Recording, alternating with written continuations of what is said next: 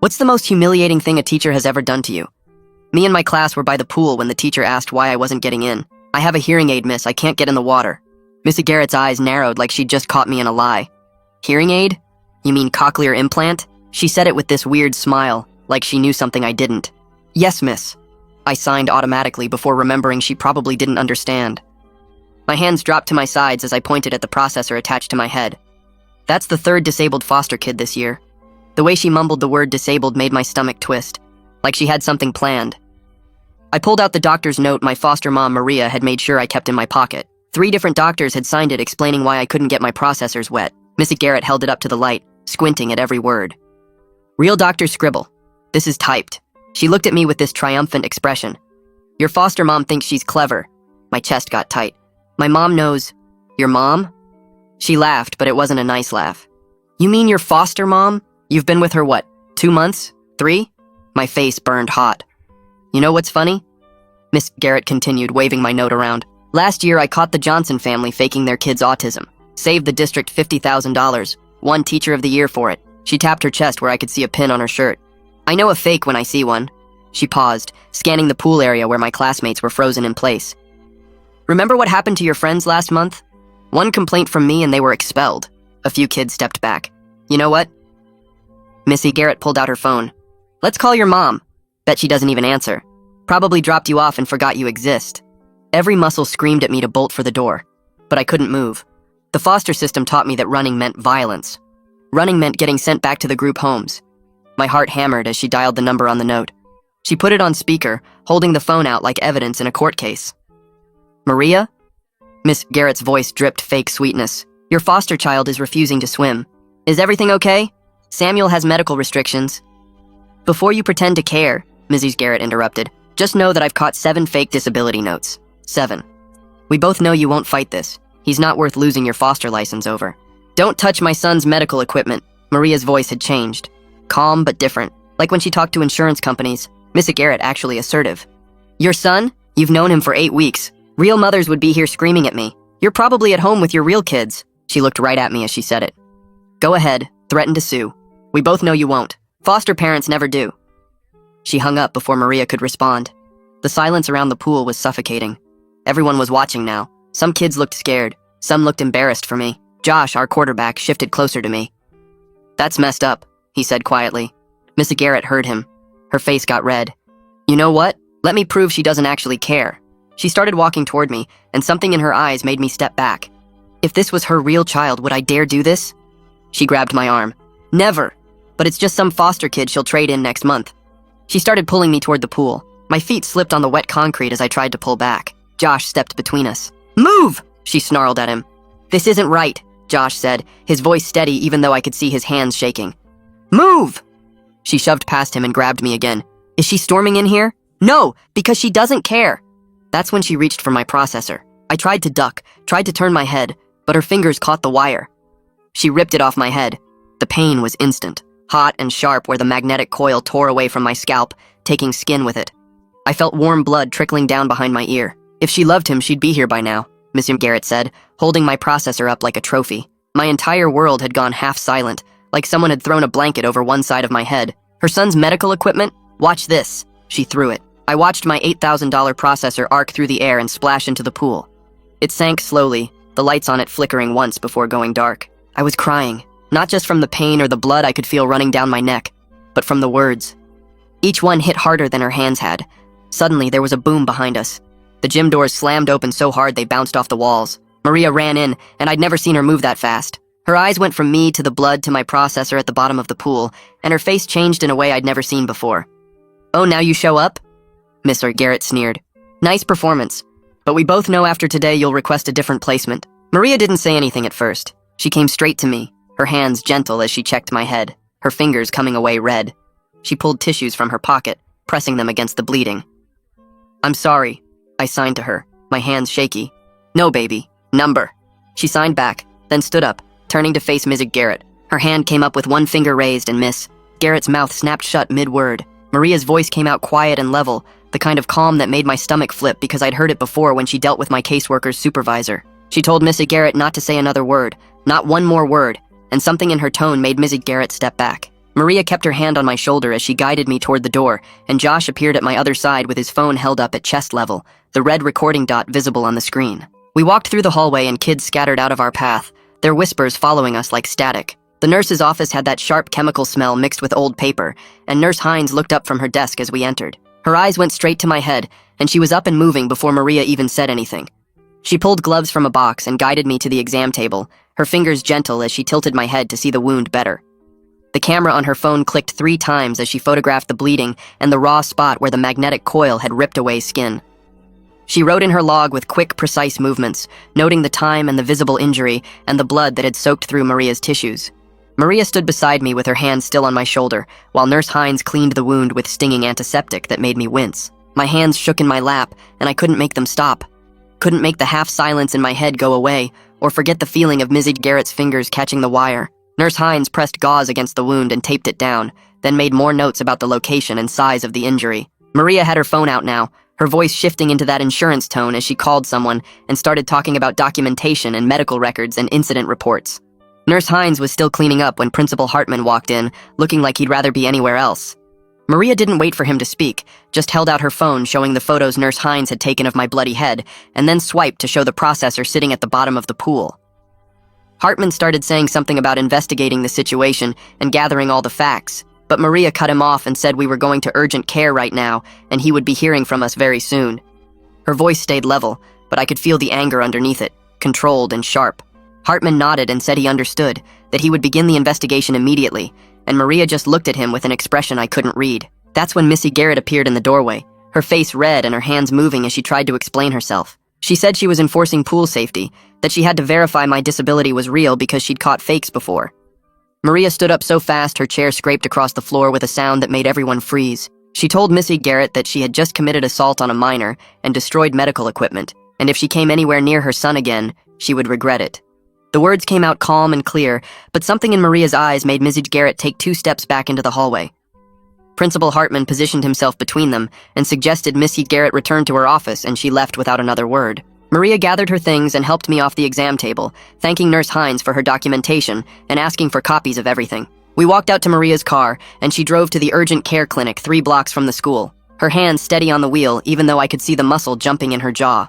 The urgent care waiting room smelled like hand sanitizer and old magazines, but we didn't wait long. The doctor was older with gray hair and reading glasses on a chain, and he examined my scalp with careful fingers that didn't pull or press too hard.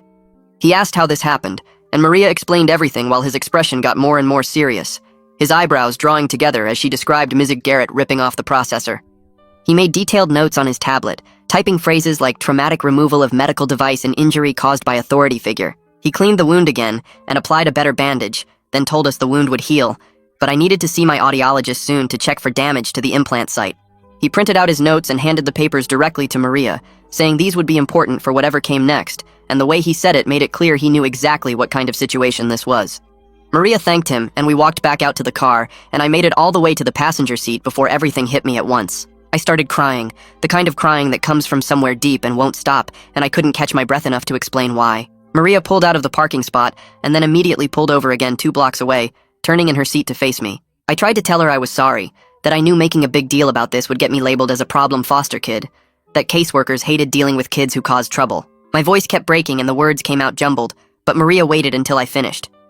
Then she promised me I wasn't going anywhere, that she wasn't giving up on me, that what happened today was assault, and we were going to deal with it properly. She said it wasn't my fault, and I didn't cause this, and standing up for myself wasn't being a problem.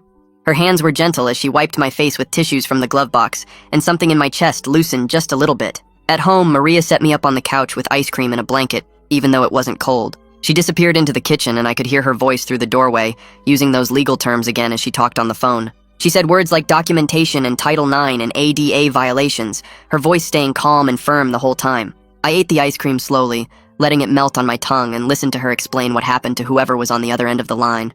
She wasn't yelling or crying or threatening, just laying out facts in a way that made it clear she knew exactly what she was doing. After 3 different phone calls, she came back with a notebook and sat beside me on the couch. She explained that we needed to write down everything that happened while it was still fresh in my memory, every detail I could remember. She didn't try to write for me or tell me what to say, just asked questions when I got stuck and let me tell the story in my own words. What did Miss Garrett say first? What did you say back? Where was Josh standing? What happened right before she grabbed the processor? I wrote it all down with my hand cramping around the pen, filling page after page with the whole awful story. Maria read it over when I finished and asked a few clarifying questions, then dated it and had me sign the bottom.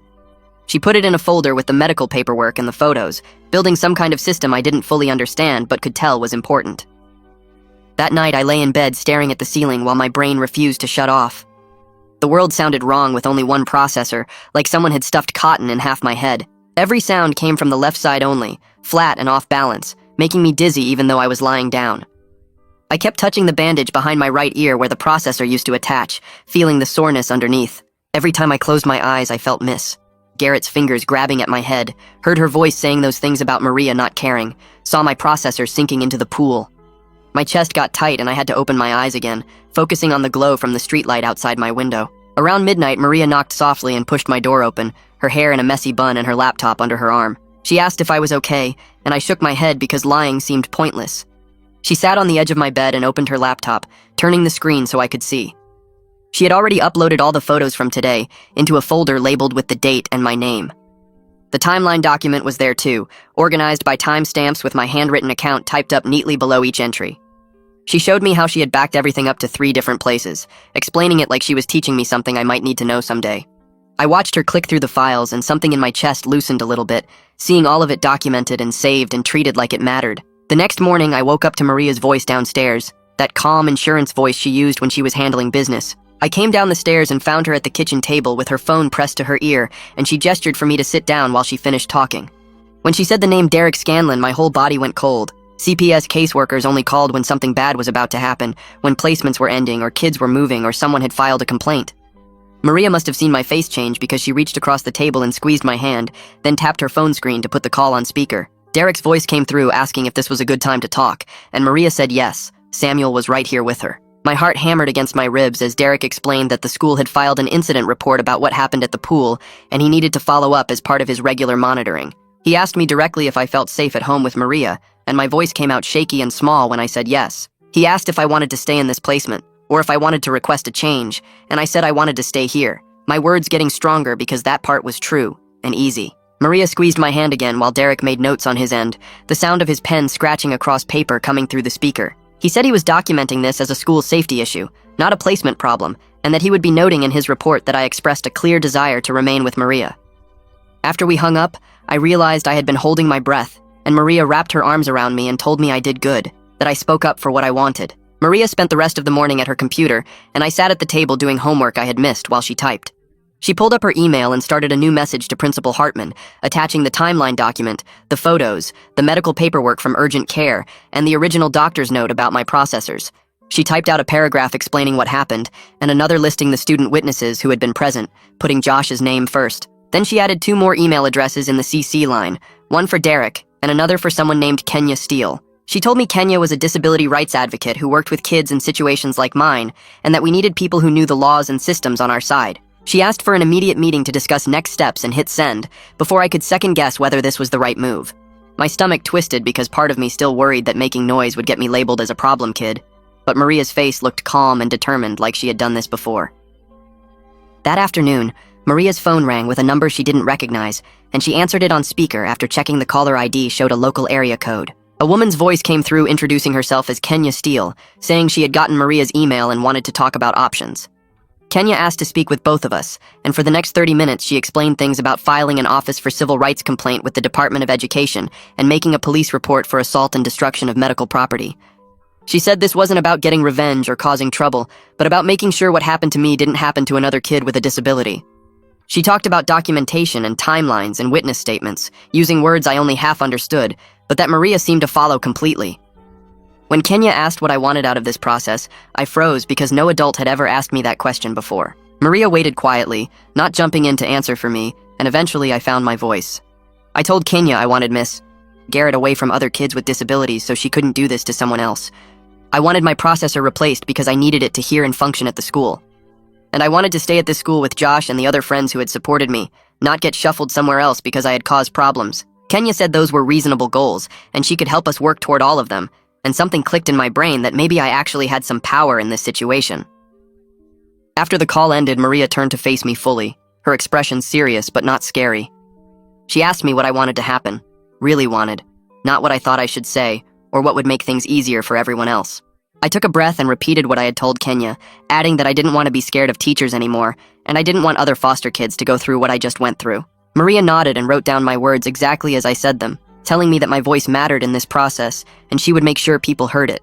She explained that over the next few days and weeks we would be meeting with different people and filling out forms and probably repeating our story multiple times, but that she would be there for all of it. I asked if this would mess up my placement or make Derek think I was too much trouble, and Maria promised me again that I wasn't going anywhere, that standing up for myself was not the same as being a problem child. 2 days after the incident, we drove to the audiologist's office for an emergency appointment Maria had scheduled. The audiologist took one look at the healing wound behind my ear, and her face went pale. She asked what happened, and Maria explained while the audiologist examined my head with gentle fingers, tilting it to see the mark where the coil had been ripped away. She used a small light to check the implant site carefully, looking for any signs that the internal magnet had been damaged or shifted.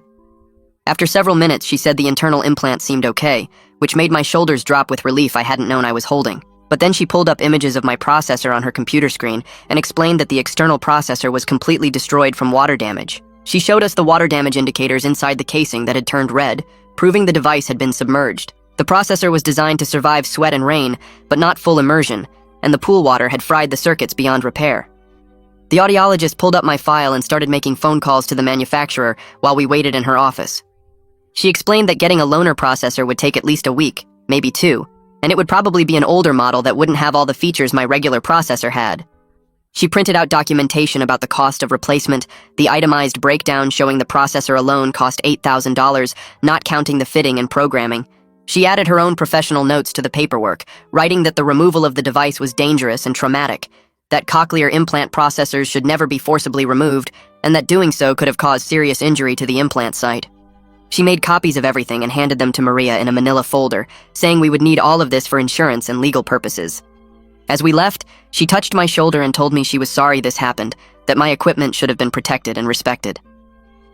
3 days after the incident, Maria and I walked into Principal Hartman's office for the meeting she had requested. The principal sat behind his desk looking uncomfortable, and beside him sat a woman in a business suit who introduced herself as the district's legal counsel. Maria shook their hands calmly, and I followed her lead, my palms sweating but my face trying to stay neutral. Maria pulled out a neat folder from her bag and placed it on the desk between us, then opened it to show our timeline, the medical documentation, the photos, and the list of student witnesses. She explained in that insurance voice that we were filing an Office for Civil Rights complaint regarding disability discrimination and ADA violations. She said we were considering filing a police report for assault and destruction of medical property, and she said we expected immediate action to ensure my safety while attending school. Her voice stayed level and professional the whole time, not angry or threatening, just stating facts like she was reading a grocery list. Principal Hartman started to say something about needing to complete their investigation before taking any action, but Maria cut him off mid-sentence. She said the investigation could happen while I was removed from Ms. Garrett's class permanently, that there was no reason I should have to see or interact with the teacher who had assaulted me while they figured out what disciplinary action to take. The lawyer leaned over and whispered something in Hartman's ear, her face tight and worried. Hartman cleared his throat and said they could transfer me to a different PE section immediately, effective tomorrow, and that Mr. Garrett would be instructed to have no contact with me. Maria asked for that in writing, and Hartman nodded, making notes on a pad of paper. The meeting lasted 20 minutes, and when we walked out, I realized my hands had stopped shaking, because for the first time since this started, I felt like adults were actually listening and taking action. The meeting had revealed something else that made Maria's jaw tighten. Principal Hartman explained that Miss Garrett claimed she was protecting other students from my fraudulent medical note, and that I was faking my disability to avoid swimming. Maria didn't raise her voice, but her face went hard as she pulled 3 letters from her folder and slid them across the desk. Each one came from a different doctor, all on official letterhead with clinic logos and contact information printed clearly at the top. The letters explained my cochlear implants in medical terms, described the surgery I'd had when I was 3, and detailed exactly why water exposure to the processors was dangerous. One letter even included photos of the internal implant components visible on my skull x-rays. Hartman's face changed as he read through them, and the lawyer beside him started taking notes quickly. Maria asked if those looked fraudulent, and Hartman admitted they did not. 3 days later, a man named Federico Costa called our house. Maria put him on speaker, and he introduced himself as the district's official investigator assigned to handle the misconduct case. His voice sounded professional and calm, not dismissive or annoyed like I'd expected. He asked to schedule interviews with me and with student witnesses, and Maria immediately requested that everything be provided in writing, including the interview schedule and witness list. Costa agreed without hesitation and confirmed he would be interviewing at least 6 students who were present during the incident. He asked Maria to send him our documentation and said he would review everything before the interviews. After the call ended, Maria made notes about the conversation date and time, adding it to her growing timeline file. That night, my phone buzzed with a text from Josh. He said 5 other kids from pool class wanted to give statements about what they saw and asked if it was okay to share my number with them. My hands shook a little as I typed back yes. Within an hour, 3 different classmates had texted me saying they wanted to help and that what Ms. Garrett did was wrong. One girl named Ashley said she'd been scared of Ms. Garrett all semester because of how she talked about kids with accommodations. Another guy named Marcus said he recorded part of the incident on his phone before Ms. Garrett noticed. I showed Maria the messages and she smiled, saying this was good because multiple witnesses made the case stronger. For the first time since the pool, I felt less alone. Other people had seen what happened, and they believed me. 2 days after that, Derek came to the house for his regular check-in visit. Maria opened the door and let him in, but then stepped back, telling me I could show him my room and talk to him privately if I wanted. We went upstairs and Derek sat in my desk chair while I sat on my bed. He asked how I was doing and if I felt safe here with Maria. The old fear kicked in automatically because caseworker questions usually meant they were thinking about moving me. But I made myself answer honestly. I told him Maria had been amazing, that she fought for me when Ms. Garrett hurt me, and that I felt safer here than anywhere I'd lived in the foster system. Derek wrote that down in his notebook and gave me a small smile. He said he could see the placement was working well, and that he was impressed with how Maria had handled everything. He made notes about the incident being a school problem, not a placement issue, which meant I wasn't getting moved. Kenya came over that weekend to help us draft the Office for Civil Rights complaint. She spread papers across our kitchen table and explained what needed to be included.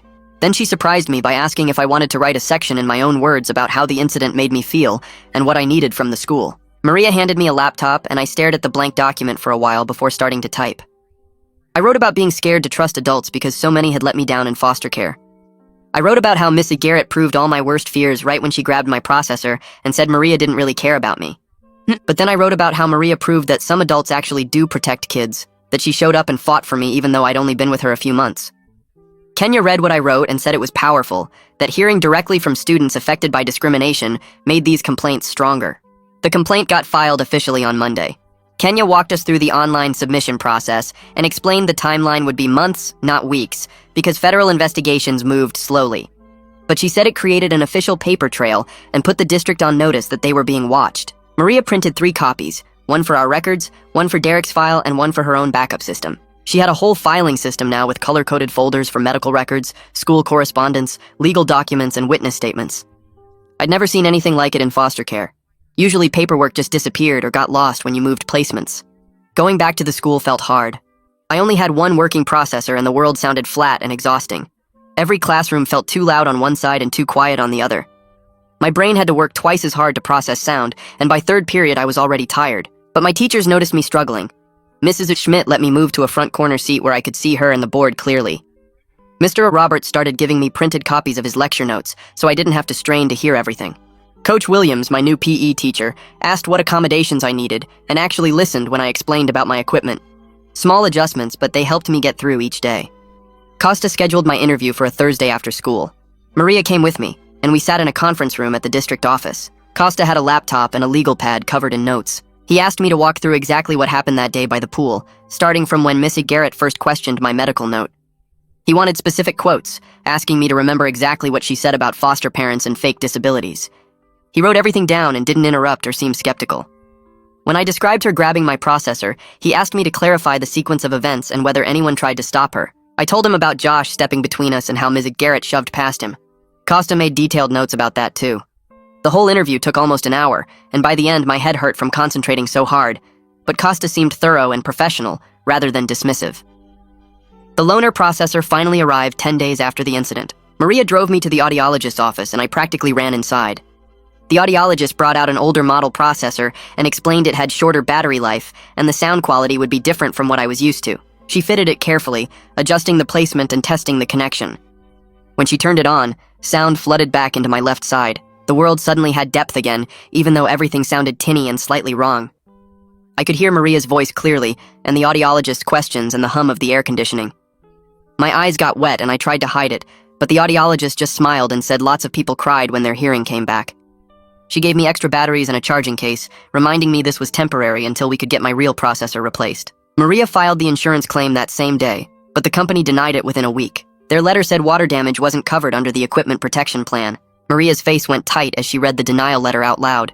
She immediately called Kenya and put her on speaker. Kenya said we needed to appeal the decision and argue this wasn't accidental water damage, but third-party destruction of medical equipment. She helped Maria draft an appeal letter that included the police report number, the district investigation confirmation, and a statement from the audiologist explaining the processor was forcibly removed and thrown into water by another person.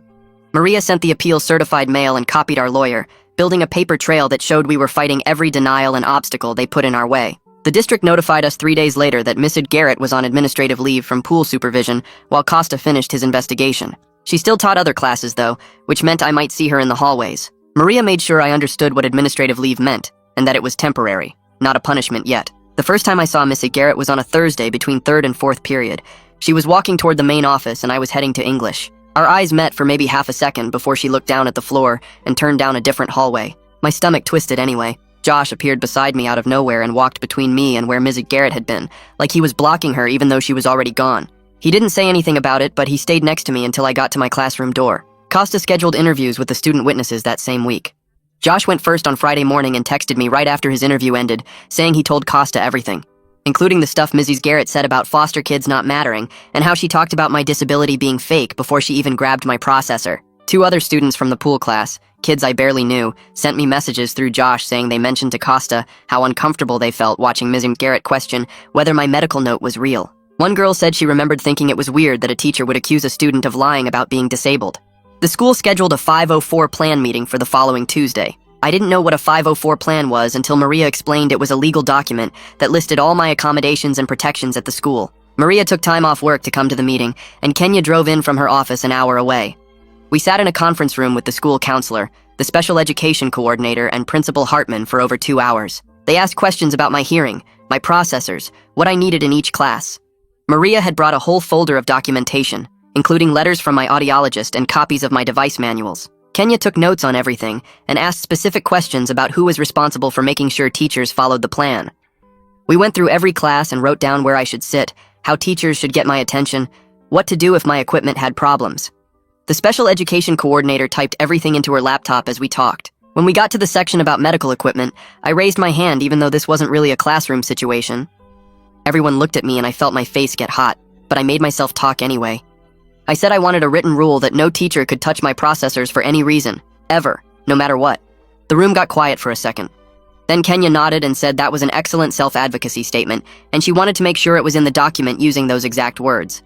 The coordinator typed it in and read it back out loud, adding language about how my medical equipment was protected under federal law, and any staff member who touched it without permission would face immediate disciplinary action. Maria reached over and squeezed my shoulder, and I could see she was proud even though she didn't say anything right then. The meeting ended with everyone signing the 504 plan and the coordinator promising to email copies to all my teachers by the end of the day. A woman I didn't know approached Maria in the school parking lot 2 days later when Maria was picking me up. The woman introduced herself as Connie McDermott from the teachers' union and said she wanted to talk about the incident. Maria's whole body language changed, and she said we weren't meeting with anyone without our advocate present. Connie tried to say it would just be a quick conversation to hear Ms. Garrett's side of things, but Maria cut her off and said if the union wanted to meet, they could contact Kenya Steele and schedule something official. Connie left her card on Maria's windshield.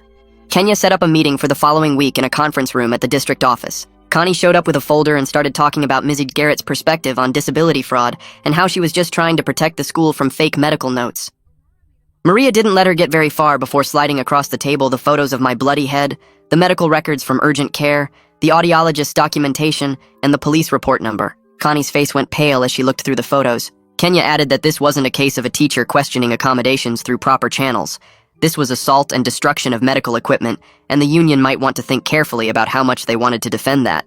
Connie gathered up her folder and said she needed to consult with her team. 4 weeks after the incident, Costa called to schedule a preliminary findings meeting. Maria, Kenya, and I sat across from Costa and Principal Hartman in Hartman's office, while Costa read from his notes. He said multiple witnesses backed up my version of what happened, including specific quotes about Ms. Garrett saying foster parents don't care and questioning my disability. Costa had also found 2 prior informal complaints about Ms. Garrett questioning students' disabilities, though nothing had been formally written up or investigated before.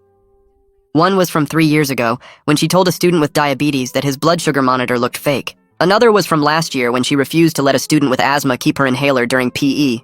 Both times parents had complained to coaches or counselors, but nothing went into Miss Garrett's official file. Costa said his preliminary finding was that Mrs. Garrett had violated district policy on multiple grounds, and he was recommending formal disciplinary action. The final report would take another 2 weeks. Kenya had been working on the insurance appeal while all this was happening. She submitted the medical documentation, the police report number, and a detailed letter from my audiologist explaining that this was assault causing destruction of medical equipment, not accidental water damage. The insurance company's adjuster called Maria directly about a week after Costa's preliminary findings meeting. I was doing homework in the kitchen when Maria's phone rang, and she put it on speaker, so Kenya could hear too since Kenya was on her way over. The adjuster said they were reconsidering the claim based on the new documentation and the police report. They needed a few more days to review, but it looked like they would approve at least partial coverage. Maria thanked him and hung up, then immediately texted Kenya the update. I was in math class on a Wednesday when the loaner processor's battery died without warning. The world went half silent so fast that I gasped out loud and grabbed the side of my desk. My teacher noticed right away and came over asking if I was okay. I couldn't really hear her clearly with only one processor working, so I just pointed at my head and tried not to cry. She wrote on a piece of paper asking if I needed to call someone. I nodded and she walked me to the hallway and let me use the classroom phone. Maria answered on the second ring, and I told her what happened, my voice shaking. She talked me through opening my backpack and finding the battery case and changing the battery in the loaner processor. Her voice stayed calm and steady the whole time, reminding me that I was safe, and this was just a technical problem, not another attack. When the new battery clicked in and sound came back, I felt like I could breathe again. Maria stayed on the phone for another minute, making sure I was really okay before letting me go back to class. My teacher had already explained to the other students that I had a medical device issue, and everyone was cool about it when I came back in.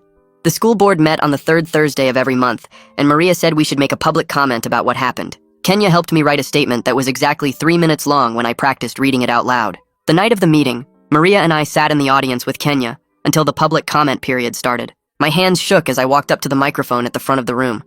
I read my statement about feeling unsafe at the school and wanting better protection for students with disabilities, so this wouldn't happen to someone else. I talked about how Mrs. Garrett destroyed my medical equipment and questioned whether I was really disabled, and how the school needed stronger policies to protect kids like me. Several board members took notes while I was talking, and one woman nodded when I mentioned medical equipment protection. When I finished and sat back down, Maria squeezed my hand, and Kenya whispered that I did great. 2 days after the board meeting, the district's lawyer called Maria to offer a settlement meeting. Maria put him on speaker with Kenya listening in. The lawyer started talking about a financial settlement to cover the destroyed processor and medical bills. Maria interrupted and said we weren't interested in money, we wanted policy changes and accountability for what happened. The lawyer sounded surprised and asked what we meant by policy changes. Kenya listed out our demands, including mandatory disability rights training for all staff, explicit policies protecting students' medical equipment, and formal documentation of the disciplinary action against Mrs. Garrett. The lawyer said he would need to discuss remedial measures with the district administration and get back to us about scheduling a follow-up meeting to talk about policy changes instead of money. Costa's report came back 3 weeks later, and Maria opened the email while I was doing homework at the kitchen table. She read through it twice before showing me the screen, and I saw words like substantiated and inappropriate physical contact and discriminatory statements highlighted in the document. Principal Hartman called that afternoon to schedule a meeting about outcomes, and Maria put him on speaker while writing down the date and time in her planner.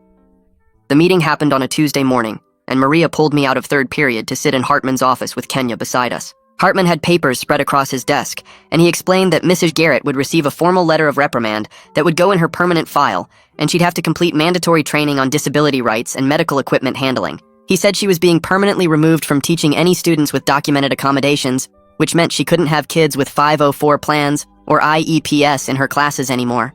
Maria asked what happens if she doesn't comply, and Hartman said there would be quarterly check-ins to monitor the situation, and any violations would lead to further disciplinary action. It wasn't termination, but Kenya squeezed my shoulder and whispered that this was actually a big deal, because it limited what Missy Garrett could do and created a paper trail if she messed up again.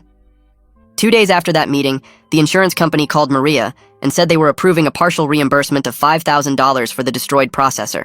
Maria had me on speaker when the adjuster explained that the manufacturer was also offering a discount program for assault victims that would cover another $2,500. Maria worked out a payment plan for the remaining $500, and she told the adjuster she wanted to pay it herself instead of having the school cover it because she wanted the paper trail to show exactly what happened and who was responsible. The audiologist called the next day to say my new processor was ordered and would arrive in about 2 weeks, and I went straight to my room to mark the date on the calendar hanging above my desk. Maria came in later and saw the circle I'd drawn around the delivery date, and she added a little note that said Celebration Day with a smiley face next to it. The 504 plan meeting happened that Friday, and the whole team sat around a conference table going through every section of the document, They added explicit protections about my medical equipment, including rules that no teacher could touch my processors for any reason, and communication accommodations like preferential seating and access to written notes. Kenya helped write a safety plan for what to do if I ever felt targeted again, including who to contact and what steps to take, and I signed my copy at the bottom where it said student signature. Maria took it to the office supply store that weekend and got it laminated in thick plastic, and she told me to keep it in my backpack always so I'd have proof of my rights. Derek showed up for his quarterly check-in the following Tuesday, and he sat with me in the living room asking his standard questions about how I was doing and if I felt safe. I told him about the investigation and the outcomes meeting and how Maria had been with me through everything, and he wrote it all down in his tablet. He talked to Maria separately in the kitchen, and I heard him say something about exceptional advocacy, and when he left, he told me he was recommending the placement continue long-term, which made my chest feel warm in a way I wasn't used to. At the school the next day, Josh waved me over to his lunch table where he sat with the other guys from the football team, and when I sat down, one of them asked about my processor. I explained what happened without feeling like I needed to hide anything, and this kid named Marcus said his sister has a hearing aid, and their mom would have completely lost it if a teacher touched it. Everyone at the table agreed Mrs. Garrett was totally wrong, and Josh changed the subject to the upcoming game like it was just a normal conversation. Kenya emailed Maria a memo from the school district about new mandatory training for all staff on disability rights and medical equipment, and the memo specifically cited my case as the reason for the policy change. Maria printed it out and added it to our documentation binder, and I saw her smile as she filed it away in the cabinet. A letter arrived in the mail a few days later with the district lawyer's return address, and Maria opened it to find a formal apology from Mrs. Garrett typed on official letterhead. Maria asked if I wanted to read it, and I thought about it for a minute before saying no, because her words didn't matter anymore, and what mattered was the changes that happened, because I spoke up. The new processor arrived exactly 2 weeks after it was ordered, and Maria drove me to the audiologist's office after school. The audiologist opened the box carefully and showed me the device before fitting it to my head and adjusting all the settings on her computer. She tested different frequencies and volumes until the sound quality was clear and balanced on both sides, and I felt tears in my eyes when I could hear properly again. Maria took a photo of me smiling with the new processor attached, and she said she wanted to remember this moment. That evening at home, Maria spread papers across the kitchen table and pulled out a chair for me. The warranty registration form sat on top with about 20 blank fields and tiny print instructions. She handed me a pen and pointed to the first section, asking for device serial number and purchase date. I looked at the box the processor came in and copied the numbers carefully while Maria watched me write. She didn't fill anything out herself, but sat beside me and explained what each section meant and why they needed that information.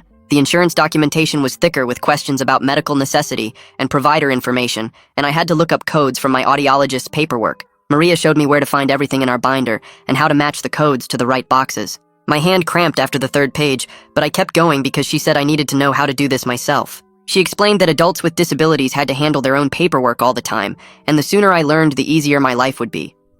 I signed my name at the bottom of the last form, and Maria checked my work before putting everything in stamped envelopes. She let me walk them to the mailbox at the end of our street, and I felt proud dropping them in, even though it was just paperwork. 2 days later, Maria asked if I wanted to go somewhere after school, and I said sure without asking where. She drove to the school and parked near the gym, and my chest got tight when I realized where we were going. The pool area was empty because PE classes had ended an hour ago. Maria walked in first, and I followed her to the bleachers where we sat down in the quiet space. My heart hammered so hard I could feel it in my throat, and my hands started sweating. The pool water looked normal and calm without anyone in it. I stared at the spot where my processor had sunk and felt my breathing speed up. Maria didn't say anything, but she sat close enough that our shoulders touched. I counted to 60 in my head 3 times while we sat there, and my heart rate slowly came back down. We stayed for 15 minutes, and then Maria asked if I was ready to go. I nodded, and we walked out together, and I felt shaky, but okay. She didn't make it a big deal or ask how I felt. She just drove us home and started making dinner like we'd done something normal. The next Monday, Principal Hartman called me to his office over the intercom during math class. My stomach dropped, and I gathered my stuff with shaking hands because office calls usually meant bad news. I walked down the hallway expecting the worst. Hartman's secretary waved me in, and he stood up from his desk when I entered. He gestured to a chair, and I sat down stiffly. Hartman cleared his throat and said he wanted to apologize personally for not protecting me better during the incident. He explained the district had implemented new policies about medical equipment and disability accommodations. Teachers couldn't touch or question medical devices anymore without serious consequences. He asked if I felt safer now with the changes. I thought about it for a minute before answering honestly that I did feel safer mostly. Some days I still tensed up around teachers I didn't know well, but it was getting better. Hartman nodded and said his door was always open if I needed anything. He handed me a pass back to class, and I left feeling lighter than when I'd walked in. Kenya called Maria that afternoon with news about the OCR complaint. I sat on the couch doing homework while Maria put her on speaker. Kenya explained the district had agreed to revise all their policies on medical equipment and disability accommodations as part of a formal settlement. The agreement included mandatory training for staff and clear procedures for handling medical needs. Kenya said this would create precedent that protected other students beyond just me. I felt something warm spread through my chest, knowing that what happened to me might stop it from happening to someone else. Maria thanked Kenya for all her help, and I added my thanks too. After the call ended, Maria printed out the settlement agreement and added it to our documentation binder. She showed me the section that specifically mentioned policies around cochlear implants and other medical devices. Derek showed up Thursday afternoon for what he called a routine check-in. He sat with Maria at the kitchen table while I finished my snack. He pulled out paperwork about extending my foster placement, and Maria read through it carefully. Then she did something I didn't expect. She looked at me and asked if I wanted her to pursue adoption eventually. My throat got tight and I couldn't answer right away. Derek waited patiently while I processed the question. I told her I wasn't ready to answer yet, but my voice came out shaky. Maria nodded and said that was completely okay, and we had time to figure it out. The fact that she asked me instead of just deciding made me feel like my opinion actually mattered. Derek made notes on his tablet and said he'd check in again next month. After he left, Maria hugged me and said there was no pressure, and we'd talk about it whenever I was ready. A letter arrived in Saturday's mail addressed to Maria from Josh's mom. Maria opened it at the kitchen table and read it with a surprised smile. She handed it to me, and I read the thank you note about raising me to stand up for myself. It felt weird because I'd only been with Maria for a few months. The note said Josh had told his mom everything about the pool incident and how I'd handled it. Josh's mom wrote that she was grateful Maria was teaching me to advocate for myself. Maria showed me the note again and said she was proud of how brave I'd been through everything. I looked at her face and realized I actually believed her when she said it. She wasn't just saying words to make me feel better. She meant it. My therapy appointment Tuesday afternoon was different because my therapist had a new assignment. She asked me to write a letter to my future self about what I'd been through. I stared at the blank paper for a while before starting. I wrote about being scared when Missy Garrett grabbed my processor and how terrified I was that speaking up would get me sent away. I wrote about learning that sometimes adults actually listen and protect you. I wrote about Maria and how she showed up and stayed. My therapist read it when I finished and said to keep it somewhere safe. She explained that if I ever doubted myself again, I should read this letter and remember how strong I'd been. I folded it carefully and put it in my backpack. The school year ended 3 weeks later and I passed all my classes. My teachers had been understanding about the time I missed dealing with everything. My report card came in the mail, and Maria opened it at the kitchen table. She read through the grades and then the teacher comments on the back. They'd written notes about my resilience and growth. Maria got up and stuck the report card on the refrigerator with a magnet like I was a regular kid whose grades deserved to be displayed. I stood there looking at it and felt something shift inside my chest. Maria took me shopping for summer clothes on Saturday morning. We went to the mall and she let me pick out shorts and shirts I actually liked. Then she asked if I wanted to look at waterproof cases for my processor. We found them at an electronics store and I looked through the options. The cases came in different colors and sizes. I picked a bright blue one that was impossible to miss. Maria said it was perfect, and we bought it along with the clothes. Holding that case felt like taking back something Miss Garrett had tried to steal. I could go swimming now without fear. The blue case sat on my dresser at home, and every time I looked at it, I felt a little bit stronger. My phone buzzed with a text from Josh 3 days before the 4th of July. He invited me to his family's barbecue and said there would be swimming and food. I found Maria in the living room and asked if it was okay to go. She smiled and said of course and offered to drive me there. She treated it like the normal teenage social event it was. No big deal. No making it weird. Just a regular kid going to a regular party. I texted Josh back that I'd be there. The 4th of July came hot and bright. Maria drove me to Josh's house and his family had set up tables in the backyard with a grill smoking and a pool that looked perfect. I grabbed my bright blue waterproof case from my bag and felt the weight of it in my hand, solid and real. Josh waved me over, and I walked through the yard past his parents and aunts and uncles who smiled but didn't stare. The pool was full of kids already splashing around, and I clipped my processor into the case, checked the seal twice, and jumped in. The water was cold and clean, and nobody asked me weird questions about why I was wearing the blue case on my head. Josh's little sister swam over and pointed at my processor through the clear plastic. She asked if it was like a robot ear, and I explained how the microphone picked up sounds and sent signals to my brain. She thought that was cool, and asked if I could hear underwater, and I told her not really, just like everyone else. We played Marco Polo, and I could hear people calling out with my one working processor, and it felt normal, like just being a kid at a pool party. After swimming, I dried off and found Maria sitting on the back porch with Josh's mom, both of them drinking lemonade and watching the yard. I sat down on the steps and Maria came over and sat beside me. She asked how I was really doing with everything that happened.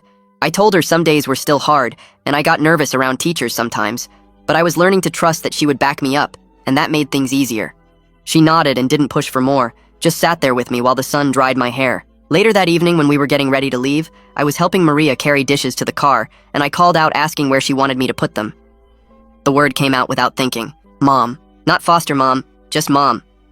I froze for a second, but Maria just smiled with her eyes getting shiny, and she took the dishes and set them down and hugged me. She said she loved me too, and I hugged her back, really hugged her, and it felt right.